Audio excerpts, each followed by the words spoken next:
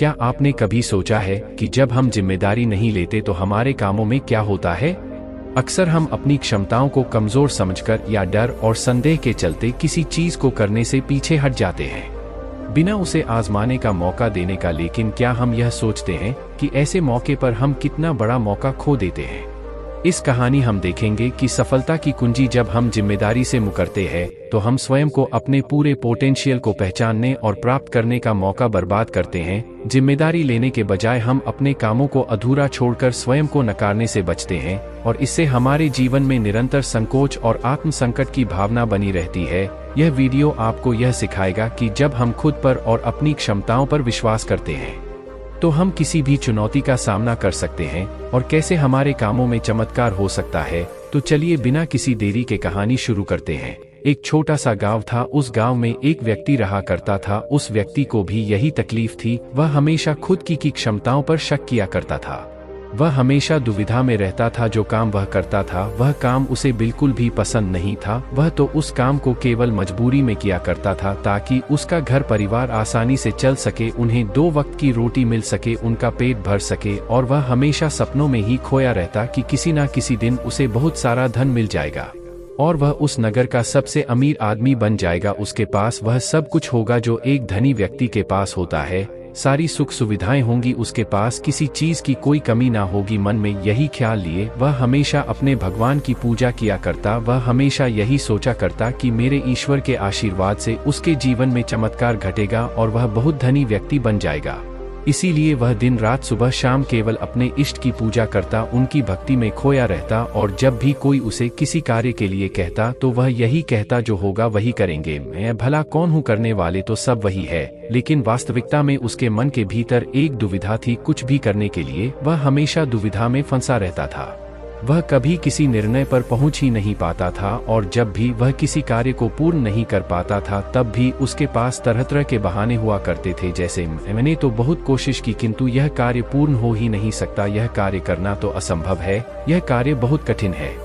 इस तरह के उसके पास कई तरह के बहाने थे जिससे वह खुद को समझा दिया करता। उसकी पत्नी और उसके घर वाले उसे ताना मारा करते, उसे तरह तरह की बातें सुनाया करते, लेकिन वह व्यक्ति कुछ करने का नाम ही नहीं लेता था। एक दिन उसकी पत्नी उस व्यक्ति से कहती है, अरे तुम कुछ करते क्यों नहीं? आखिर हमारा परिवार ऐसे कब तक चलेगा? तुम जो मजदूरी करके पैसे लाते हो उसमें घर का खर्च नहीं चल पाता, आखिर तुम कुछ और काम क्यों नहीं करते? इस पर वह व्यक्ति कहता है, जैसे मालिक की इच्छा, वह जैसा रखना चाहेंगे हमें वैसे ही रहना होगा। मैं चाहे कितना भी प्रयास क्यों ना कर लूं लेकिन मैं उससे अधिक धन नहीं कमा सकता जब तक कि मेरे मालिक ना चाहे। एक दिन उसका बच्चा बहुत बीमार पड़ गया और उसे अच्छे इलाज की आवश्यकता थी, लेकिन उस व्यक्ति के पास धन नहीं था। तभी उसकी पत्नी रोते हुए उस व्यक्ति के पास आई और कहने लगी, अरे जाइए ना, कुछ पैसों का बंदोबस्त कीजिए ना, हमारा बच्चा यूं ही मर जाएगा।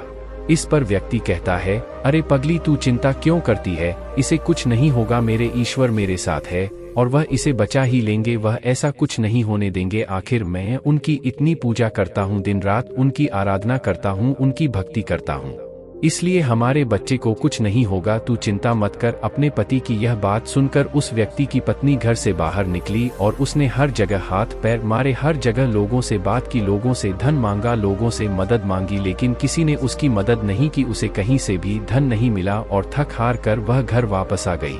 इधर वह व्यक्ति अपने ईश्वर के भजन गा रहा था, उनसे प्रार्थना कर रहा था कि वह उसके बच्चे को स्वस्थ कर दे। बच्चा पीड़ा के कारण लगातार रोए जा रहा था, उसकी पीड़ा असहनीय होती जा रही थी जिस कारण उसका चीखना चिल्लाना और भी बढ़ता जा रहा था। काफी समय तक वह बच्चा चीखता चिल्लाता रहा लेकिन उस व्यक्ति को तनिक भी फर्क नहीं पड़ा और अचानक उस बच्चे का चीख चिल्लाना बिल्कुल शांत हो गया। जैसे ही उस बच्चे की आवाज बंद हुई, यह देखकर वह व्यक्ति सोचने लगा कि लगता है मेरे प्रभु ने मेरे बच्चे को ठीक कर दिया। उसने प्रभु का धन्यवाद किया और कहा, जानता था आप मेरे बच्चे को जरूर स्वस्थ कर देंगे, आखिर मैं आपकी इतनी पूजा करता हूँ, आपकी इतनी आराधना करता हूँ, मैं जानता था आप मेरा साथ कभी नहीं छोड़ेंगे। अपने बच्चे की आवाज ना आती हुई देख उसकी पत्नी उस बच्चे के पास पहुंची और जोर से चिल्लाकर उस बच्चे को उसने अपने गले से लगा लिया और जोर जोर से रोने लगी। तब जब उसने यह सब देखा तो उस व्यक्ति को यह एहसास हो चुका था कि उसके भगवान ने उस बच्चे को नहीं बचाया था। बल्कि अब उसका बच्चा इस दुनिया में नहीं रहा, और जब उसे एहसास हुआ तब उसे बहुत गहरा धक्का लगा। उसे यह समझ नहीं आ रहा था कि आखिर यह कैसे हो सकता है। वह तो अपने प्रभु की इतनी भक्ति करता है, इतनी आराधना करता है, फिर आखिर यह सब कैसे हो गया। उसके मन में ऐसे कई प्रकार के प्रश्न उत्पन्न हो रहे थे और उन प्रश्नों को लेकर वह यहाँ वहाँ भटकता रहा, और ऐसे ही कई दिन बीत गए। दिन के बाद हफ्ते और हफ्तों के बाद महीने बीत गए, लेकिन अब तक उसे उसके प्रश्नों का कोई उत्तर नहीं मिला था। जब भी किसी से इसके बारे में बात करता तो हर कोई उसे केवल एक ही जवाब देता कि लगता है तुम्हारी भक्ति में कोई कमी रह गई थी, शायद इसी कारण ईश्वर ने तुम्हारी नहीं सुनी। लेकिन उसे किसी की बात पर कोई यकीन नहीं था, उसे उस जवाब से कोई संतुष्टि नहीं मिल रही थी। वह अपने बच्चे को खोने के कारण बहुत तकलीफ में था। मन ही मन वह पूरी तरह से टूट चुका था। एक दिन वह किसी मार्ग से होता हुआ कहीं जा रहा था, लेकिन तेज धूप के कारण वह एक पेड़ की छांव में बैठ गया और वहां पर बैठकर अपने बच्चे को याद करके जोर जोर से रोने लगा। उसी मार्ग से एक साधु होकर गुजर रहे थे। उन्होंने जब उस व्यक्ति के रोने की आवाज सुनी तो वह उसके पास पहुंचे और उससे कहते हैं, क्या बात हो गई, आखिर तुम इतने जोर जोर से इस तरह रो रहे हो, क्या कोई संकट आन पड़ा है, आखिर क्या बात है, मुझे बताओ। इस पर उस व्यक्ति ने अपनी सारी बातें उन साधु को बता दी और साधु से कहता है, हे गुरुवर, आखिर इसने मेरी क्या गलती है, आखिर मैंने क्या किया। मेरी पत्नी मुझे मेरे बच्चे की मौत का जिम्मेदार ठहरा है, आप ही बताइए भला मैं अपने बच्चे को क्यों मारना चाहूंगा। मैं तो बस ईश्वर से उसकी सलामती के लिए दुआ मांग रहा था, तो क्या मैंने गलत किया है। तभी उन गुरुवर ने उस व्यक्ति से कहा, यदि तुम्हारे बच्चे को इलाज मिल जाता तो क्या वह ठीक हो जाता। इस पर वह व्यक्ति कहता है, हाँ अवश्य ठीक हो जाता। तभी वह साधु उस व्यक्ति से कहते हैं, तो आखिर तुमने इलाज क्यों नहीं करवाया। इस पर व्यक्ति कहता है, गुरुवर मेरे पास इतना धन नहीं था कि मैं उसका इलाज करवा सकूं। तभी गुरुवर उस व्यक्ति से कहते हैं, तुम्हारे पास धन क्यों नहीं था। तभी वह व्यक्ति इसका जवाब देते हुए कहता है, गुरुवर जहां मैं काम करता हूं वहां पर मुझे बहुत ही कम तनख्वाह मिलती है और इससे मेरा घर बड़ी मुश्किल से चल पाता है। ऐसे में मैं भला अधिक धन कहां से जोड़ सकता हूं। तभी वह व्यक्ति से कहते हैं, यदि तुम्हारी बच्चे की मृत्यु धन न होने के कारण हुई है तो तुम ईश्वर को क्यों दोष दे रहे हो। उसने तो नहीं कहा था कि तुम अधिक धन मत कमाओ, उसने तो तुमसे नहीं कहा था कि तुम वहीं पर काम करते रहो जहां पर तुम्हें कम तनख्वाह मिलती है। ईश्वर ने तो तुमसे नहीं कहा था कि तुम मेरे भरोसे बैठो। यह सुन वह व्यक्ति थोड़ा सा अचरज में पड़ गया। उसने उन साधु से कहा, गुरुवर तो क्या हमें ईश्वर की मदद नहीं मांगनी चाहिए, क्या हमें उनकी पूजा आराधना नहीं करनी चाहिए। तभी वह व्यक्ति से कहते हैं, तुम्हारा ईश्वर कोई और नहीं बल्कि तुम्हारे भीतर है। वह तुम्हारी आंखों से देखते हैं, तुम्हारे ही हाथों से कार्य करते हैं, तुम्हारे ही पैरों से चलते हैं, और जब तुम्हें कुछ करने के लिए तैयार ना हो तो वह तुम्हारी मदद कैसे कर सकते हैं। तुमने ही अपने ईश्वर को हाथ पर हाथ धरे रखने के लिए मजबूर कर दिया है। तभी वह व्यक्ति उनसे कहता है, ठीक है, आपकी बातें बड़ी कड़वी लग रही हैं, लेकिन जो कुछ भी आप कह रहे हैं वह सब सत्य है। कहीं ना कहीं मैं अंदर से जानता था कि मैं ही अपने बच्चे की मौत का जिम्मेदार हूँ। यदि मैंने थोड़ा और धन जुटा लिया होता, यदि मैंने थोड़ी सी मेहनत की होती, लोगों से मदद मांग होती, तो अवश्य ही आज मेरा बच्चा जिंदा होता, मेरे साथ होता। इतना कहकर व्यक्ति जोर जोर से रोने लगा। कुछ देर रोने के बाद फिर से शांत होकर गुरु से कहता है, गुरुवर जब भी मैं कोई कार्य करने जाता हूँ तो मेरे पास इतने साधन नहीं होते थे, ना ही धन होता था, ना ही किसी का सहयोग मिलता था, और जब भी मैं कोई कार्य करने जाता तो मेरे मन में एक शंका होती, एक संकोच होता कि क्या मैं इस कार्य को कर सकूंगा या नहीं। तभी वह साधु उस व्यक्ति को एक पेड़ की तरफ इशारा करके कहते हैं, क्या तुम पेड़ पर चढ़ना जानते हो। व्यक्ति कहता है, नहीं गुरुवर, मैं आज तक कभी भी पेड़ पर नहीं चढ़ा और ना ही मैं पेड़ पर चढ़ना जानता हूँ, किंतु आप मुझसे यह क्यों पूछ रहे हैं। इस पर वह साधु कहते हैं, अभी बताता हूँ। उन्होंने पास में बैठे एक कुत्ते को एक पत्थर मारकर क्रोध दिलाया और वह तुरंत ही पास वाले पेड़ पर चढ़कर बैठ गए, और अब उस कुत्ते के सामने वह व्यक्ति था। उस कुत्ते ने क्रोधित होकर उस व्यक्ति को दौड़ाया। उस व्यक्ति को कुछ समझ नहीं आ रहा था, वह बस तेजी से भागता जा रहा था। तभी उसे अचानक एक पेड़ नजर आया। वह व्यक्ति उस पर जाकर तुरंत चढ़ बैठा। कुछ देर बाद जब कुत्ता वहां से शांत होकर चला गया तब साधु उस व्यक्ति के पास आए और उस व्यक्ति से कहते हैं, क्या हुआ, तुम तो कह रहे थे कि तुम्हें पेड़ पर चढ़ना नहीं आता, फिर तुम इस पेड़ पर कैसे चढ़ गए। इस पर व्यक्ति कहता है, गुरुवर ना जाने क्यों लेकिन अचानक ही मैं इस पेड़ पर चढ़ बैठा। मैं नहीं जानता यह मैंने कैसे किया, लेकिन मुझे अपनी जान बचाने के लिए यह करना ही पड़ा। इस पर वह साधु तो मुस्कुराने लगे और उस व्यक्ति से कहते हैं, मजबूरी व्यक्ति से सारे काम करा लेती है, फिर चाहे वह उसे कार्य पसंद हो या ना हो। जब तुम्हारी जान पर बन आई तो तुम इस पेड़ पर चढ़ बैठे। आखिर उस वक्त तुमने अपने ईश्वर को क्यों नहीं याद किया?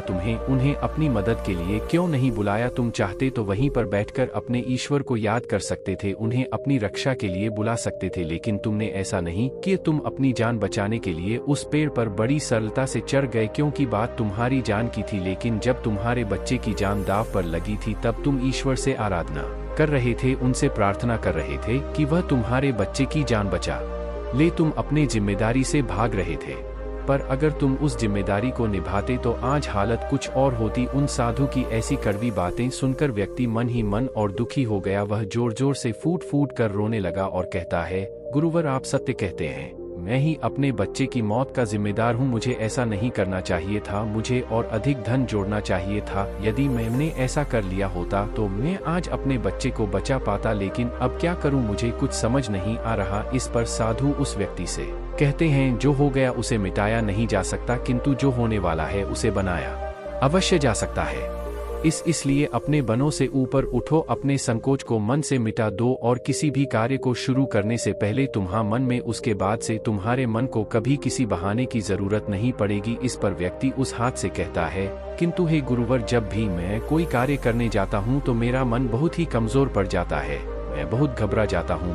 अपने मन को मजबूत कैसे बनाऊं? क्या आप मुझे इसके लिए कोई उपाय बता सकते हैं? इस पर साधु कहते हैं, हाँ, मेरे पास इसका भी उपाय है। तभी व्यक्ति कहता है, गुरुवर कौन सा उपाय, मुझे बताइए। इतने में साधु ने उस व्यक्ति का हाथ पकड़ा और उसे एक नदी किनारे ले आए और उस व्यक्ति से पूछते हैं, क्या तुम्हें तैरना आता है? वह व्यक्ति थोड़ा घबराया, लेकिन उसने जैसे तैसे उन गुरु के इस बात का जवाब देते हुए कहा, हे गुरुवर, मुझे तैरना नहीं आता, लेकिन आप मुझसे क्यों पूछ रहे हैं? इस पर गुरु कहते हैं, अभी बताता हूँ। इतना कहकर उन्होंने उस व्यक्ति को पीछे से धक्का दे दिया और वह व्यक्ति सीधा नदी में जा गिरा। वह नदी के पानी में हाथ पैर मार रहा था, वह बचने का हर मुमकिन प्रयास कर रहा था। जब उन साधु ने देखा कि वह व्यक्ति डूबने लगा है तो उन्होंने जाकर उसे उस पानी से बाहर निकाला। वह व्यक्ति जैसे ही बाहर आया तो वह हारने लगा, वह घबराया हुआ था, बहुत डरा हुआ था। जैसे तैसे उसने हिम्मत की और वह खड़ा हो गया। अब की बार वह साधु को देखकर बहुत घबरा चुका था, बहुत डर चुका था। वह उन्हें देखते ही भागने का प्रयास करने लगा, लेकिन एक बार फिर उन साधु ने उसे जबरदस्ती पकड़कर नदी में धक्का दे दिया। वह नदी में हाथ पैर मारने लगा ताकि कोई उसे बचा ले। वह जोर से चिल्लाने लगा, बचाओ बचाओ, लेकिन आसपास कोई ना था, उसकी मदद के लिए कोई नहीं आ रहा था। तभी साधु उस पानी में उतरे और उस व्यक्ति को जबरदस्ती पकड़कर सीधा खड़ा कर दिया। उस व्यक्ति ने पाया कि उस नदी में पानी केवल उसके कंधे तक ही आ रहा था। इस पर वह साधु उस व्यक्ति से कहते हैं, अब तुम मुझे यह बताओ कि आखिर तुम इतने कम गहरे पानी में किस तरह से डूबकर मर सकते हो? यदि तुम चाहते तो सीधे खड़े होकर इस परिस्थिति का सामना कर सकते थे और तुम्हें यह भी एहसास हो जाता कि इस नदी में पानी केवल तुम्हारे कंधे तक ही है और तुम्हें इस तरह से इतनी मेहनत करने की कोई आवश्यकता ना पड़ती। नहीं तुम घबराते और ना ही इस परिस्थिति से भागने का प्रयास करते, किंतु तुम्हें हमेशा से केवल एक डर का सामना किया है, और वह यह है कि यदि तुम नदी में गिरे और तुम्हें तैरना नहीं आता तो तुम्हारी मृत्यु निश्चित है। और यही कारण है कि तुम सही स्थिति का पता नहीं लगा पा रहे थे। तुम यह तक पता नहीं लगा पाए कि आखिर इस नदी में पानी कितना गहरा है। एक बार फिर साधु उस व्यक्ति को नदी से बाहर लाए और थोड़ा देर इंतजार करने के बाद उन्होंने एक बार फिर उस व्यक्ति को उस नदी में धक्का दे दिया। अब की बार उस व्यक्ति को उस स्थिति का पता चल चुका था। वह यह जानता था कि अब जैसे ही वह अपने आप को स्थिर कर लेगा, जैसे ही अपने आप को अपने पैरों पर खड़ा कर लेगा, यह पानी केवल उसके कंधों तक ही आएगा। और उसने बिल्कुल ऐसा ही किया, वह सीधा खड़ा हो गया। तभी साधु उस व्यक्ति से कहते हैं, क्या तुम्हें अब अपने मन को मजबूत करने का मंत्र मिल चुका या नहीं? इस पर वह व्यक्ति कहता है, हाँ मैं समझ चुका हूँ कि अपने मन को मजबूत किस तरह से किया जाए। आगे गुरुदेव उस व्यक्ति से कहते हैं, अब तुम समझे, इस दुनिया में कुछ भी करना इतनी बड़ी समस्या नहीं है। समस्या तो यह है कि हम कुछ करना ही नहीं चाहते। जब भी हमें डर लगे या कोई समस्या खड़ी हो तो हमें उसमें उतर कर देखना चाहिए, उसका आकलन करना चाहिए, उसे समझना चाहिए जब तक कि वह समस्या संभावना ना बन जाए और तुम्हारे भीतर से उस परिस्थिति का सामना करने का डर निकल ना जाए। ऐसे ही हमारा मन मजबूत होता है। आज तुम्हारे पानी का डर समाप्त हुआ है, लेकिन वास्तविकता तो यह है कि तुम अब भी तैरना नहीं जानते, और जब तक तुम तैरना नहीं जान सकोगे तुम गहरे पानी में उतर नहीं सकोगे। इसलिए मेरी एक बात हमेशा याद रखना, इस संसार में ऐसा कुछ नहीं है जो तुम नहीं कर सकते, बस तुम्हें तुम्हारे साथ खड़े होना आवश्यक है, तुम्हें अपना साथ देना आवश्यक है। इसलिए अपने आप को धोखा देना बंद करो, अपने आप को दुविधा से बाहर निकालो, अपने आप पर संकोच करना बंद करो, अपनी शक्ति को पहचानो, तुम हर कार्य कर सकते हो जो तुम करना चाहते हो। यह सुन उस व्यक्ति को अपनी गलती का एहसास हो गया और उसने गुरु को प्रणाम किया और वापस अपने घर की ओर लौट गया। अब से हर रोज अपनी गलतियों को सुधारने में लग चुका था, अपने मन को मजबूत करने में लग चुका था। जब भी उसके सामने कोई परिस्थितियां थी इसका सामना करने में उसका मन घबराता, उसका मन डरता, तो वह उस परिस्थिति के सामने खड़ा हो जाता और उनका डट के सामने करता, अपनी जिम्मेदारियां निभाता, क्योंकि यही करते हैं जिम्मेदार लोग, डट के खड़े होते हैं। उसने अपने मन के संकोच को, अपनी दुविधा का त्याग कर दिया था और उसने अपना हाथ थाम लिया था। जिस भी कार्य में उसे डर लगता वह उस कार्य को जरूर करता है, जिससे उसका मन और भी अधिक मजबूत हो जाता। अब ना ही उसके मन में कोई संकोच होता था, ना ही वह किसी से किसी प्रकार के डर की बातें करता, हर परिस्थिति का सामना करने के लिए पूरी तरह से तैयार रहता और इसी प्रकार उसके मन का सारा डर खत्म हो चुका था और वह अपने जीवन में आगे बढ़ने के लिए पूरी तरह से तैयार था। अब वह जो कुछ भी चाहता था वह उसे हासिल करने में पूरी तरह से सक्षम था। दोस्तों, उम्मीद है कि आपने आज की कहानी से जरूर कुछ ना कुछ सीखा होगा, तो इस वीडियो को अपने दोस्तों के साथ शेयर करना ना भूले।